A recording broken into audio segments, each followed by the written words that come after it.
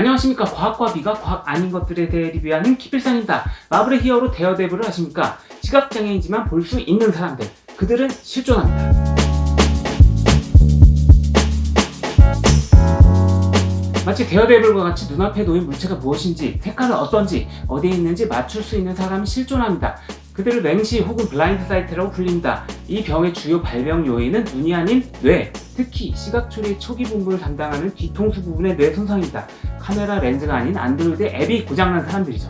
우리가 전에 얘기했던 사과의 색깔을 인식하는 안드로이드 앱이 버그로 인해서 작동하지 않아서 카메라 렌즈 앞에 놓인 빨간 사과를 인식하지 못한다고 해봅시다.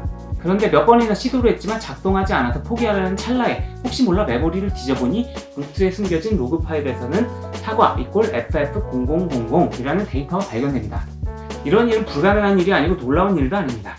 백그라운드에서 작동되는 백도어 앱, 즉 몰카 앱이 로그 기록을 남길 수 있다는 것은 프로그래머가 아닌 우리도 충분히 가능하다는 것을 알기 때문입니다. 물론 이런 백도어가 발견된다는 것은 안드로이드 시스템의 큰 보안 이슈를 불러일으키긴 하지만 말이죠. 그런데 우리는 우리의 뇌가 이와 비슷하게 작동할 수 있다는 사실에 대해서 잘 납득하지 못하는 경향이 있습니다. 우리는 우리의 뇌가 보는 모든 것을 우리가 알게 될 것이라고 생각합니다. 그러나 그렇지 않습니다. 우리의 뇌가 보는 많은 부분은 우리가 알아채지 못한 채 처리됩니다. 즉 뇌는 자아가 아닙니다. 자아는 뇌가 아는 것의 일부분만 알게 되는 것입니다. 심지어 뇌에 시각 정보를 처리하는 앱이 2개나 깔려 있습니다. 첫 번째로 V1이라고 불리는 뒤통수 뇌의 부위에 설치되어 있는 앱은 뇌가 보는 것의 일부를 자아가 인식할 수 있게 만들어줍니다. 저건 사과예요. 저 사과는 빨개요. 사과가 테이블 위에 있어요. 사과가 굴러가고 있어요. 하는 데이터들은 1차적으로 V1에서 다듬어져 상위 모듈로 보내지기 때문에 우리가 볼 수 있음, 즉 의식한 모든 정보들은 V1에서 처리한 정보입니다. 두 번째 앱은 뇌의 중앙에 위치한 스퍼리어 콜리콜러스, 우리말로 상부라는 위치에 설치되어 있습니다. 영어 이름은 정신이 흥미해지는데 우리말 번역은 되게 정감 가는 이름이네요. 상부는 V1보다도 먼저 정보를 받아들여 긴급한 것들을 우리에게 알게 해주는 특수한 기능을 담당하고 있습니다.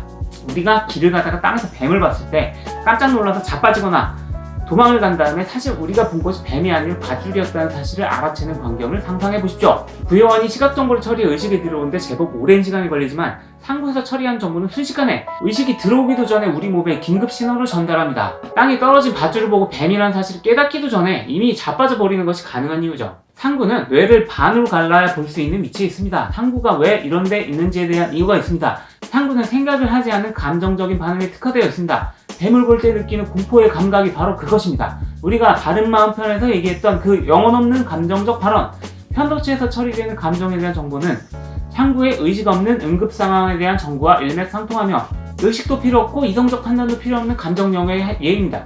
또한 생각에 관한 생각의 시스템 1과도 일맥상통합니다. 이제 맹시 환자의 비밀이 밝혀졌습니다. 이들은 뇌 부분의 V1이 손상된 환자입니다. 때문에 V1의 경로는 막혀있으며 상부에서 오는 정보만 가지고 있습니다. 그 정보는 의식을 만들어주는 V1 경로를 거치지 않기 때문에 환자는 자신이 무엇을 보고 있는지 전혀 모릅니다. 그러나 상부에서도 시각 정보는 완벽하지 않지만 어느 정도 완성된 형태로 들어오고 그 중에 색깔에 대한 정보도 있습니다. 그들은 빨간색을 보고 있지 않으나 상부에서부터 처리인 그들의 뇌는 빨간색의 정보를 처리 완료하였습니다. 때문에 그들을 추측할 수 있고 추측은 대부분 정답입니다.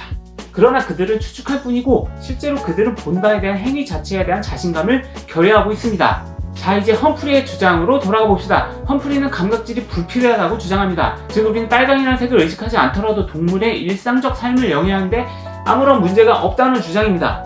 이것은 동물의 진화로부터 비롯됐습니다. 사과가 빨가면 먹을 수 있고 사과가 파라면 썩은 것임을 알고 있는 원시동물은 색깔을 굳이 느끼지 않아도 단지 물리학적 파장 구별만으로 사과를 잘 먹고 잘 살았습니다. 그런데 이 원시동물과 우리의 차이점은 무엇입니까? 감각질이 삶에 대한 기능이 없다면 도대체 왜 불필요한 의식이라는 게 감각질이라는 게 있어야 하나요?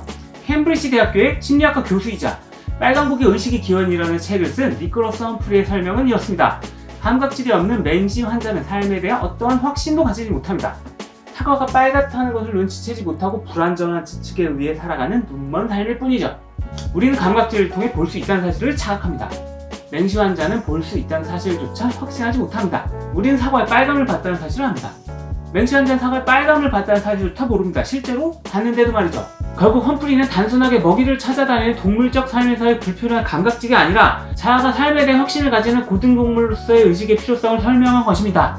마법의 묘약을 드링킹하여 영혼이 없는 좀비가 우리처럼 회사를 다니거나 동료와 얘기를 하면서 웃거나 화낼 수 없고 단지 으어 하면서 돌아다니는 이유입니다. 여러분 어떻게 생각하십니까? 지금까지 빨강보기 의식의 기원을 인용하여 말씀드렸습니다. 기필산이었습니다.